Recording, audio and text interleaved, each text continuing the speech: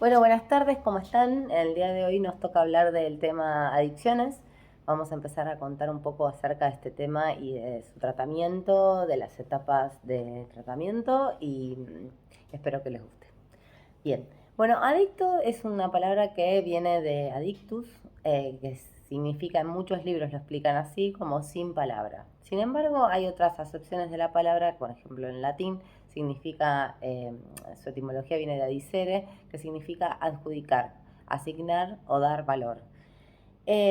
Vamos a abordarlo desde la sistémica, desde justamente esta acepción de la palabra, donde nos dice que es adjudicar o darle un valor, un poder a una sustancia, un objeto, una persona tóxica, que genera obviamente adicción o esclavitud. Recordemos que cuando hablamos de adicciones podemos hablar de adicción a personas también. Hay relaciones tóxicas hoy que generan muchísima adicción y los lazos son difíciles de cortar, provocando también cambios en el temperamento o en el comportamiento de esa persona que está sufriendo esa adicción.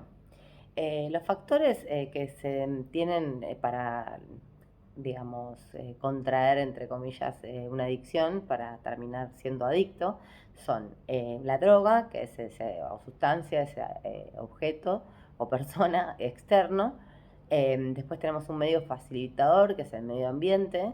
Y por otro lado también está la vulnerabilidad de la persona. No todos son susceptibles a poder caer en una relación de dependencia o de drogadicción. Eso va a tener que ver más vale con nuestros temas biológicos y nuestra predisposición. Recordemos siempre que cuando en psicología hay un terreno propicio y fértil para que algo suceda, puede ser que el medio ambiente sea favorable para que eso no suceda, o al revés, por el contrario, puede darle más siembra todavía a nuestras posibilidades de contraer o de estar dentro de un sufrimiento, un trastorno, lo que fuera. Kalina hablaba en la familia psicotóxica de que el síntoma en la familia era simplemente un integrante más, que lo que nos expresa el síntoma de alguien que puede contraer esta adicción a sustancias y demás, es solo como una especie de alarma de que algo no está funcionando bien dentro del sistema familiar. Lo que sucede dentro de la familia, según Kalina, es que la familia se convierte en una familia psicotóxica, es decir, puede ser que haya intentos por controlar el suministro, que le saquen, no sé, en el caso de las bebidas, todas las bebidas a la persona para que no lo haga más, o que le saque la droga, o que le deje de dar dinero al hijo, o que tal vez lo trate de proteger al adicto, diciendo, bueno, en realidad hoy todo el mundo consume, hay mucha gente que consume marihuana y eso es normal, o asumir las responsabilidades del adicto, llevando, trayendo a los hijos a tal o cual parte porque se quedan dormidos al trabajo. Y esta manera de ayudar, entre comillas, al adicto, en realidad es una forma de perjudicarlo. Bueno, si uno asume sus responsabilidades, si lo ayuda a conseguir droga, por ejemplo, o si evita confrontarlos por miedo a que esa persona recaiga en más consumo, también es parte de lo que es la familia psicotóxica, dice Kalina. Lo que pasa es que, bueno, obviamente uno piensa, ¿y cómo se lo ayuda a un adicto? Es muy difícil, es muy difícil. Es una de las dependencias más terribles y más dolorosas para el camino familiar, digamos, de llevar adelante. Sin embargo, con límites claros y jerarquías bien distribuidas en la familia, hay como una especie de esperanza para lo que son las 4 etapas que las vamos a desarrollar adelante en relación al tratamiento para salir de adicciones. Vamos a hablar también de que en estas familias, por lo general, como decía, las jerarquías están poco claras, no es muy claro quién hace qué o qué roles tienen que cumplimentar ciertas personas, una madre demasiado permisiva o un padre demasiado estricto o una madre demasiado permisiva. Todos esos pueden ser factores que den a un contexto de vulnerabilidad del sujeto para terminar consumiendo. No quiere decir que es culpa de nadie, ¿no? Sino que simplemente se da así en este tipo de familias. Los 4 ejes que vamos a trabajar, mejor dicho, perdón, los 3 ejes que se van a trabajar son el individual, el social y el familiar. En el individual lo que vamos a tratar es de resaltar las habilidades del paciente, porque recuerden que estas personas por lo general tienen muy baja estima y entran como en una especie de debacle emocional cuando consumen, ya que cambian el comportamiento pensando que son inútiles, que no sirven para nada. Hay una gran desvalorización de sí mismos por ellos y por su medio. A veces le dicen, sos un adicto de porquería, ¿para qué servís? Y demás. Entonces se va a tratar de hacer foco en esas habilidades que el paciente tiene como adormecidas, y para generar nuevas estrategias se necesita también mucha eh, conciencia de parte, o sea, por decirlo de una manera, mucha voluntad de parte del adicto de querer salir. Los adictos por lo general no quieren seguir siendo adictos. O sea, es verdad que les falta fuerza de voluntad, porque recordemos que las sustancias hacen mella en lo que es el lóbulo prefrontal, que nos está diciendo siempre que esto no, esto sí, esto no, y ese lóbulo lo tienen lamentablemente damnificado por la droga. Entonces va a haber parte de su persona que quiera salir y parte de su persona que lo haga querer regresar. Vamos a tener que trabajar muchísimo el eje individual y recordemos resaltar esas habilidades que la persona cree tener adormecidas. Después, por parte de lo social, bueno, hay que tratar de ver cuál es el círculo social de la persona, qué actividades están siendo eh, como aparejadas al tema del consumo. Por ahí hay una persona que ellos quieren mucho, pero que está consumiendo en ese momento, y bueno, no está bueno que se frecuente con esas personas, que pueda establecer nuevos vínculos con clubes, con lugares que hagan deporte, y empezar a establecer otro tipo de actividades que lo hagan socializar, por un tiempo olvidarse de que consume. Recordemos esto, un adicto deja de ser adicto cuando no es adicto, digamos. En el momento que la persona deja de consumir, ya está no siendo adicto. Es una mirada un poco más amorosa, como para poder pensar que esa persona va a poder salir de esa situación tan intrincada. Desde lo familiar, recordemos que las relaciones son importantísimas. Si, por ejemplo, hay un vínculo realmente disarmónico entre los padres de esa persona que está consumiendo, y bueno, probablemente después de un tiempo vuelva a consumir esa persona. Entonces hay que poder modificar las relaciones. Si la familia no puede establecer otro tipo de relaciones, otro tipo de vinculación, si no se pueden llevar de una forma más equilibrada, probablemente vuelva a aparecer el consumo en esa persona, en la familia.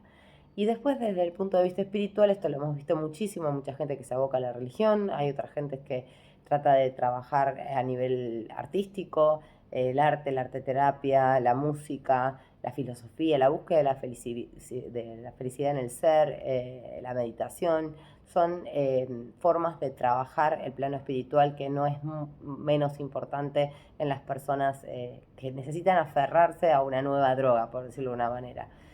Ahora vamos a hablar de eso en las 4 etapas. Las 4 etapas, que son la admisión: la primera es la que se hace el diagnóstico, el terapeuta recibe la familia, se hace el llamado y se empieza a ubicar en el diagnóstico si es un uso, un abuso, una adicción meramente o propiamente dicha. Lo que estamos diciendo acá es que el uso sería algo intermitente que hace de la sustancia la persona. El abuso es como un uso más constante y mucho más dependiente, y en la adicción ya estamos hablando de la búsqueda o craving, que es lo que genera el deseo de volver a consumir para volver a tener un subidón y después volver a bajonearse. Esa sería la adicción propiamente dicha. Ahí se va a establecer, de acuerdo al diagnóstico, si lo que se precisa es un hospital de día o un hospital ambulatorio, o si hay un tratamiento ambulatorio o una intervención domiciliaria, de acuerdo a la dificultad y a la gravedad de estos tres momentos que puede estar padeciendo el adicto. Si está en el momento del uso, el abuso o la adicción propiamente dicha, se va a establecer junto con el terapeuta qué tipo de tratamiento va a ser el ideal para esa persona. No todos los adictos son iguales.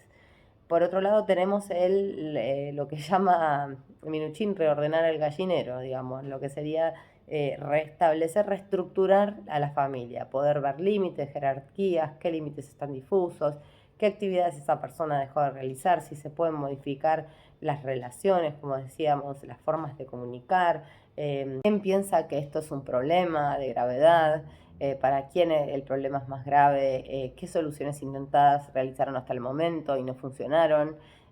Bueno, todo eso va a dar origen a lo que es reordenar, reestructurar a la familia, poder entender quiénes y qué, en qué momento están haciendo qué cosas que por ahí no están ayudando y por el contrario están obstaculizando el progreso de esa persona en tratamiento. Una cosa muy importante que me olvidé decir en la primera etapa, que es la admisión: lamentablemente, chicos, no hay soluciones mágicas. La familia siempre viene a buscar una solución mágica y rápida, así como el adicto que quiere todo ya. Bueno, la familia también quiere que se cure ya, y eso no es así. Hay que trabajar muchísimo con la tolerancia a la frustración, porque hay baja tolerancia a la frustración de parte del adicto y de la familia. esta situación en la que ellos están y quieren salir, obviamente es muy angustiosa y van a querer una solución rápida, pero no la hay. Y la primera es la abstinencia. Para todo esto que dije anteriormente en la admisión, el hospital de día, el tratamiento ambulatorio, una intervención domiciliaria, se precisa sí o sí la abstinencia. Sin abstinencia va a haber resultados parciales y va a volver a haber recaídas. No puede haber un tratamiento fructífero en el tema de adicciones si no hay abstinencia. Y para eso está todo esto que yo decía de trabajar los ejes individual, espiritual, social y familiar. Después de la segunda etapa que dijimos que era reestructuración, las relaciones familiares, volver a hablar y establecer jerarquías y límites claros, está el tercer paso, que es el corrimiento del paciente identificado. Hay que entender entonces el síntoma, como decíamos, que es un integrante más de la familia. Hay que correr al paciente de ese lugar del rótulo del adicto, ¿sí?